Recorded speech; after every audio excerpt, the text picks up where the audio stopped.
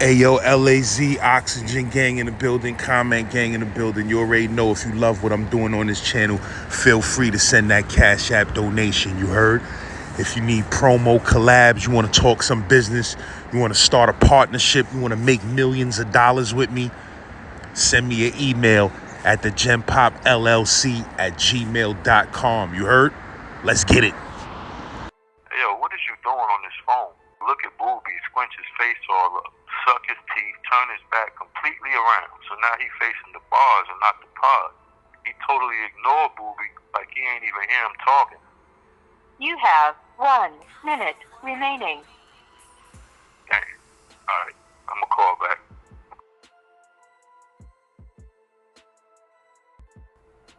Alright, well, I'm gonna tell you a story about the old Richmond City Jail. You know, that's out there in Richmond, Virginia.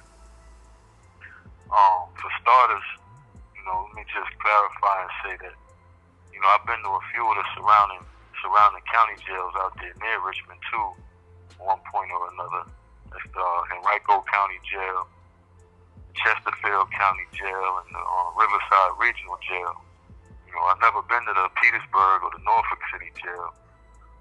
I ain't never been to the Newport News or the Portsmouth City Jails either, but I heard there was some tough spots as well.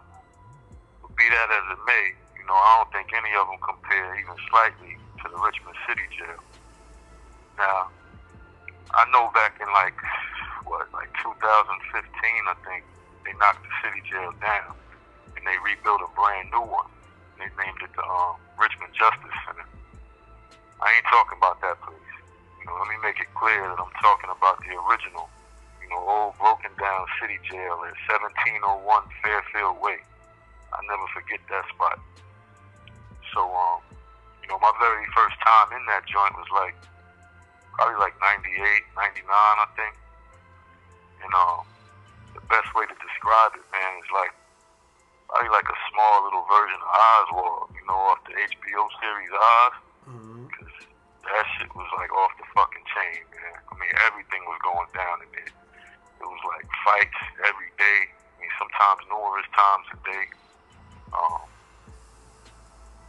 Drugs was getting brought in that joint heavy. You know, dudes was nodding out. Dudes was ODing and shit in there. Niggas was getting extorted. Niggas was stealing, getting robbed, stabbed, cut, you know, beating the bloody pulps. Shit, man, it was punks in there freaking each other and whatnot. Had a whole half of the pod smelling like ass and shit. You know, it was niggas getting their manhood took from them, shit like that.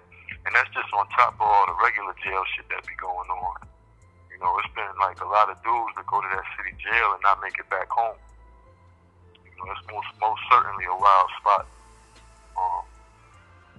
It wasn't really much official gang shit going on then, probably the way it is now, but it definitely had like your neighborhood cliques and your project groups of dudes who acted like they was in gangs. You know, to get a full understanding for real of how the jail was set up, you kind of got to understand how Richmond itself is set up. What I mean is, like, in the city, in Richmond City, you know, you got the north side and the south side. Then you got your east end and your west end. And they all got their own little hoods and hot spots and projects in them. You know, on the north side, you got like Highland Park, Ginner Park, Brooklyn Park area. And you got North Ave and Chamberlain and Laburnum Ave area, which they kind of borderline the city. But then on the south side, when you cross over the bridge, you got Midlothian and Midlothian Village. And you got Broad Rock Boulevard, Blackwell, Hillside Court, Whole Street, shit like that. On the west end, you know, you got a little spot called Randolph Village. And then there's a street called Idlewood. And then on the east end, you got all the little projects that literally sit next to each other, or they're like a few blocks away from each other, like Creighton Court, Wickham Court, Fairfield Court, Fulton. And then probably the biggest one of them all is Mosby Court, which actually sat literally right across the street from the city jail. I mean, like, there was niggas that was in the jail and they could literally look out the windows and see their crib from the jail. No bullshit. Like, it was that close. And you know, on some nights, especially like New Year's Eve or the 4th of July, niggas would be on the hill in Mosby and they be shooting their guns off, busting at the side of the jail. And we could like literally hear the bullets hitting the outside walls, chipping off pieces of the bricks, and busting out the windows and shit.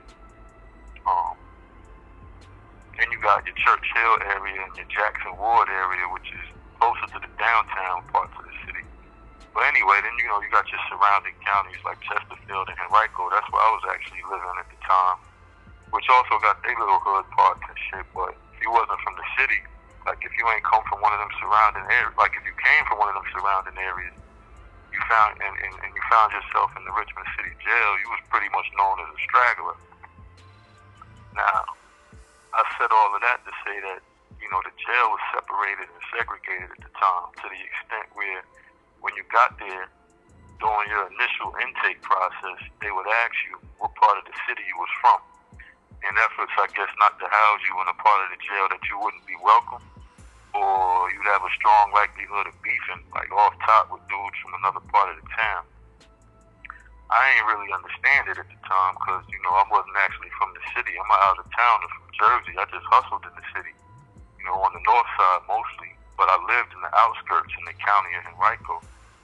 Anyway, so I get housed on G building at the jail. G3 to be exact. They called it Gangster 3 at the time. Now, G building was like 3 floors tall. You got G1, 2, and G3 was at the very top. 1 housed mostly the older dudes. G2 was all like South Side niggas. And G3 was the North Side and the Church Hill and the projects from the East mostly. So, kind of paint the picture accurately. It's like one huge big ass cage, with a catwalk that goes completely around it. So the guards could walk around and see what's going on without actually having to come inside. Inside the cage is set up like a big dorm type area. So it's a little area up front, with a few tables for dudes to play cards and shit. It's a small little black and white TV that was mounted on a pole in there. That shit only got like 2 channels. Dudes used to use it for a radio mostly. And then, if I could remember correctly, I think it was like 4 phones mounted to the front of the bars, like as soon as you walked in. The showers and the toilet area was off to your left, and the rest of the area was all bunk beds, like spaced about 1.5 feet apart, lined up side by side, going all the way to the back of the cage in rows. At any given time, that shit was packed. So, there'd be so many dudes in there, like sometimes dudes would be sleeping underneath the tables in the front or on the floor alongside the bars, because it just wasn't enough bunks for everybody. It was probably like maybe 75, 85 beds altogether. And at any given time, it'll be 100, 125 dudes in there. And then to make it worse, really and truly, if you wasn't from one of those city areas or you knew some dudes, you more than likely wouldn't even get a bunk to sleep on for a couple of days or a few weeks. I've seen dudes be in there for months on the floor. It wasn't none of that assigned bed shit that they be doing now. Nah, you was either welcomed in by your homies, or you got lucky that week that it wasn't as crowded as it normally be, and a bed was available, or you just fought for a bed. Other than that, dudes just slept on the floor, and they waited for one to come open. I just so happened to get lucky and catch an open joint when I got there. But trust and believe, though, had I been faced with the same options that I just mentioned, I probably would have just waited on the joint, too, to open up and then grab that shit at the first availability. I'm about to tell you why. But first, let me explain something else, then I'm going to get back to the story. I promise it's going to all tie together, though, so just bear with me. In Richmond at the time, man, and I think just about probably anywhere else in the state for that matter, New York, New Jersey, and Philly dudes, we wasn't really welcome to the city with open arms, It was like a lot of underlying hatred for us for real. The niggas wouldn't really take too kindly to us coming down here, setting up shop, getting money, fucking they bitches, doing the shit we do, So, in a lot of cases, you really had to make examples out of a few niggas just to let other niggas know that you was for real about that life and really not willing to take no shit from nobody.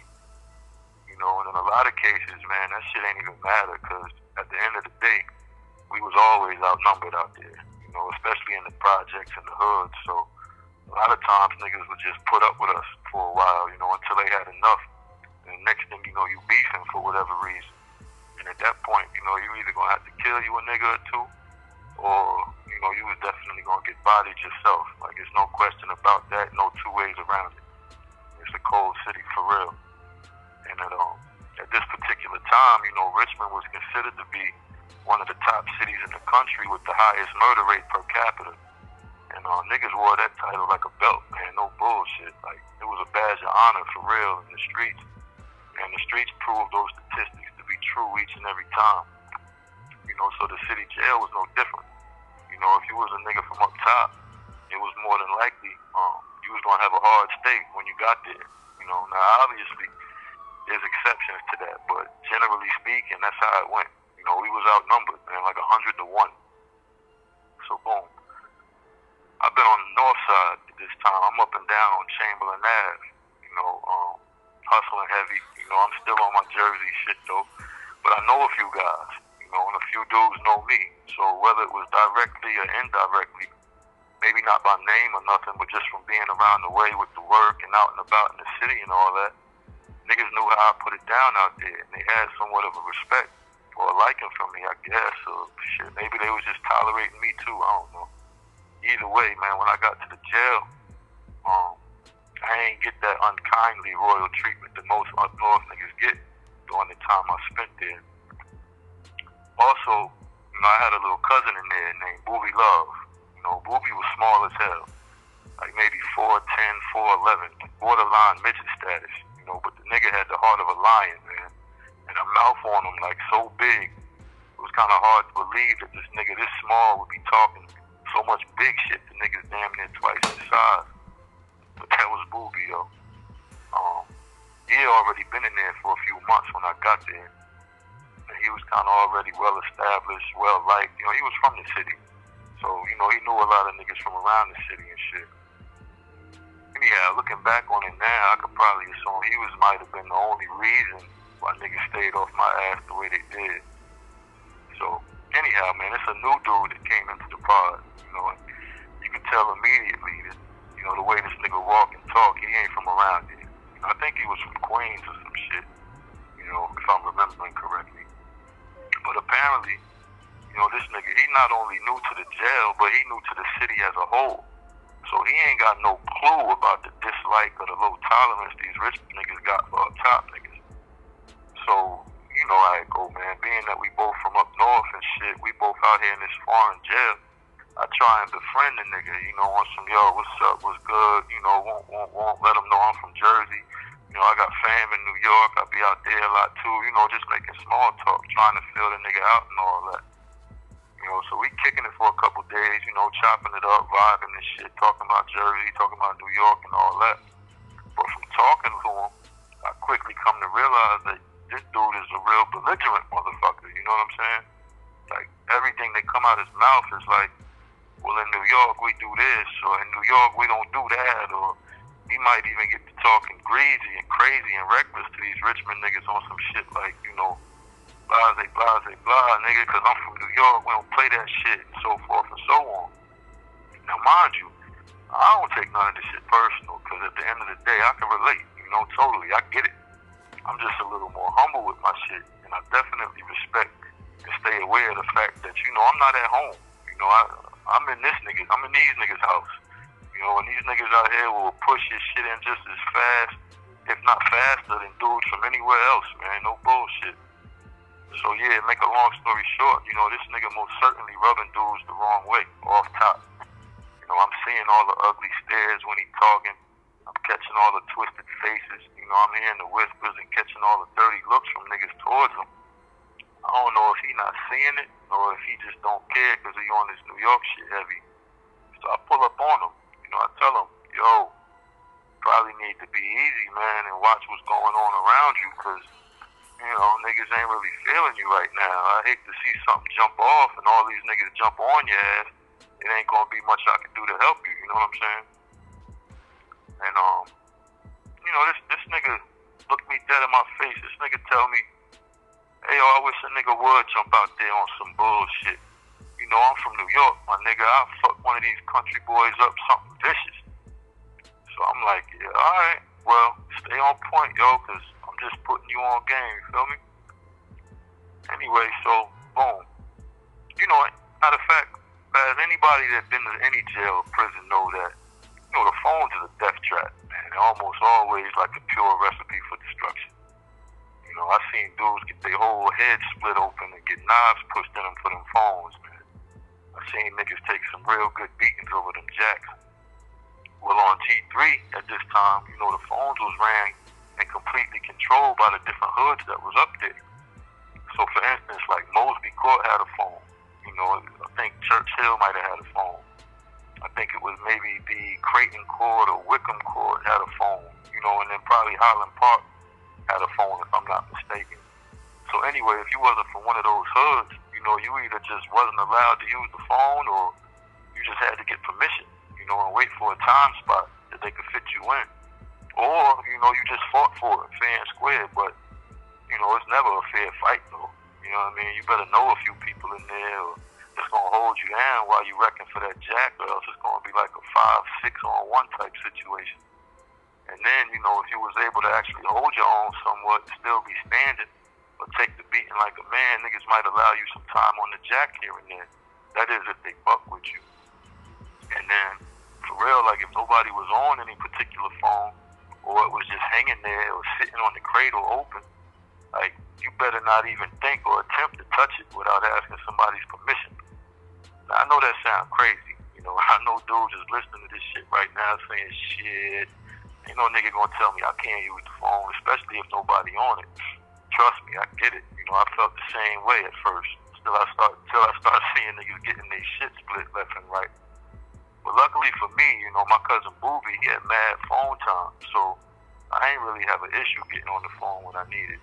But this new nigga, you know, he either just oblivious to the way things is going down, or he really just don't care and think he could just beat every nigga in the building. So peep it. One day I'm on the phone, right, and I finish my call, so I leave the joint hanging upside down, so I could run tell Booby, yo, I'm done, you know, so he can do what he do. So I guess my man see me on it, you know, he see me hang up and walk away. He must have thought it was alright for him to go next. So mind you, the dude ain't never say nothing to me about the phone or nothing about the jack. He ain't never had this conversation at all. Had he done that, you know, I probably could have let Booby get him on the joint for a click or two.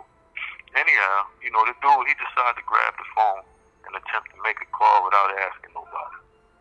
And like I said, it just so happened to be Booby's phone he grabbed. So, you know, the dude dialing numbers and shit, he waiting on somebody to pick up on the other end, obviously. That's when Booby pull up on him and ask him, hey, yo, what is you doing on this phone? The nigga look at Booby, squinch his face all up, suck his teeth, turn his back completely around. So now he facing the bars and not the pod. He totally ignored Booby like he ain't even hear him talking. You have 1 minute remaining. Dang. Alright, I'm gonna call back. This call is from a correction facility and is subject to monitoring and recording. Thank you for using GTL. I was saying, so he totally ignored Booby like he ain't even talking to him, like he don't hear him or nothing. And you know, that's like a complete gesture of disrespect. So, you know, boom, Booby grabbed the nigga arm, spin him around, snatch the phone out of his hand and hang it up, and ask the nigga again, yo, who the fuck told you to get on this phone? Hey, yo, that's my word, lad. Before this nigga could even say shit, like before he even realized what was happening, the nigga Booby take off on him. Boom. Punches him dead in his face. Now remember, man, this nigga Booby like a little midget. You know, he probably about 125, 135 pounds soaking wet with rocks in his pocket and concrete boots on. You know, this nigga damn near had to jump to reach this nigga's face. And the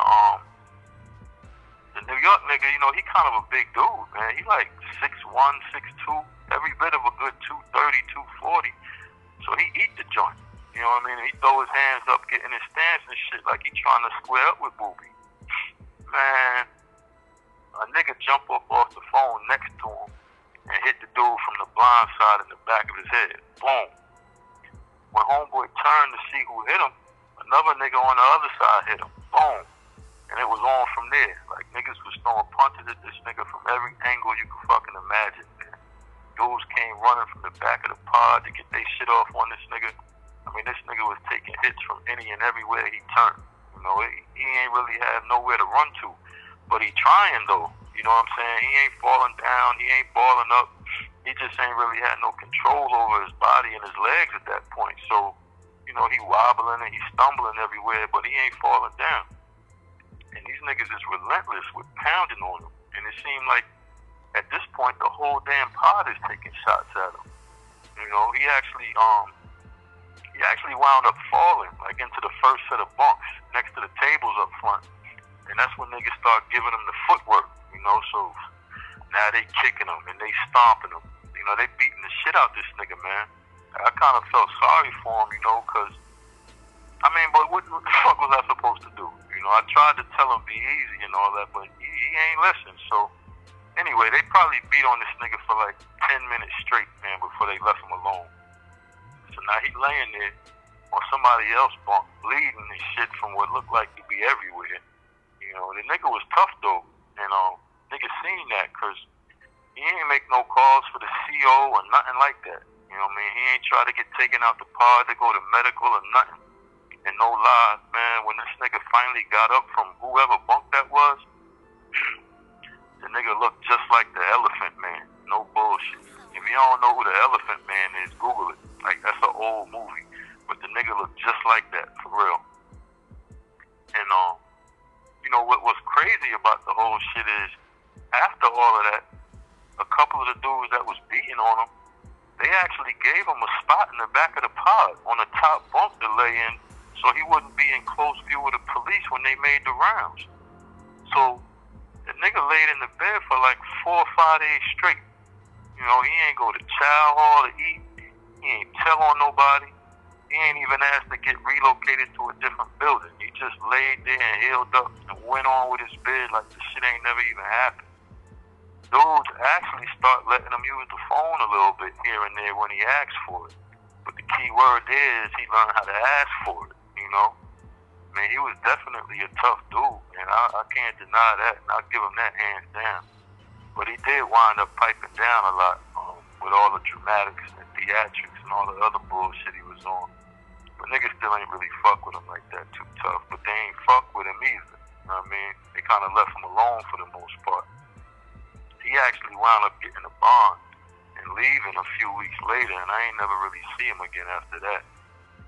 But yo, man, like, the moral to the story is, there's actually 2 morals to this story. The first one, man, is the little small midget niggas like Booby Love is always on some bullshit, man. Especially when they know they got a herd of niggas with them. You know, they got their little small man complex, I guess, and little niggas feel like they 10 feet tall. But in Booby's case, though, what he lacked in size, he definitely made up in heart. That's a fact. You know what I mean? That's my nigga. The second moral is, be easy, man, when you out of town in these foreign jails, you know? Be humble. It's not about where you from. It's most definitely about where you at. You know, dudes put a target on, don't put a target on your back and make enemies, like, out of everybody just because, you know, you're coming from a big city that got a world-renowned reputation. You know, niggas know about New York, Jersey, Philly, and shit like that. You know, even if they ain't never been there, they know about it. They heard the stories. You know, it's the birthplace of hip-hop, for God's sake. You know, it's the home of some of the biggest and greatest stars on the planet. Shit goes on there that don't go on in no other place in the world, man. The history is a mile long, and we can talk about it all day and all night. You know, you should always represent where you're from and all that, but you ain't got to make a constant reminder to other dudes about where you from and what we do or don't do in every other sentence that come out your mouth. You know what I mean? The fact of the matter is, like I said, it ain't where you from, man. It's where you at. And when you in these foreign territories, man, the best thing you could possibly do is just act accordingly. You know what I'm saying? Or get fed to the wolves, man, and become food in another sad story that niggas wind up talking about. Real shit. But yo, that's what it is, lad. Big shouts out to you, my nigga. Keep doing what you do. Big shouts to all my New York fam, my whole OAP family. Most certainly all my peoples in VA. Big J, what up? Stacks, what's good? Free, I see you. Keep working. It's your man's Truth, man, a.k.a. DJ for sure. OAP's original bad boy, New Jersey's finest, NJ to VA all day. Don't forget to check out my podcast on all platforms too at Truth Beyond These Walls. But yeah, that's a whole fact, my bro. Anywhere you go on this green earth, it's gonna be dudes that's turned up, bro. Now I mean, no matter where you at, the smallest town you never heard of in your life. You feel what I'm saying? West Bubblefuck, Sheep Dick, Nebraska, Alaska. Right. Anywhere you go where it's black poverty, it's gonna be niggas that black poverty turned into monsters. Definitely. You feel me? And they ready to do anything you ready to do. Damn right. And more. Word up. So yeah, man. Like I said, we always outnumbered, man, out when we out of town and shit like that. So it really don't pay, man, to put that bullseye on your back, you know? Yeah, sometimes, man, you be in situations where you gotta learn to think. Everything ain't about muscle and aggression. Muscle and aggression cannot save you all the time, bro. Sometimes you gotta learn to think, speak, communicate, and relate. Facts. Facts. You're absolutely right.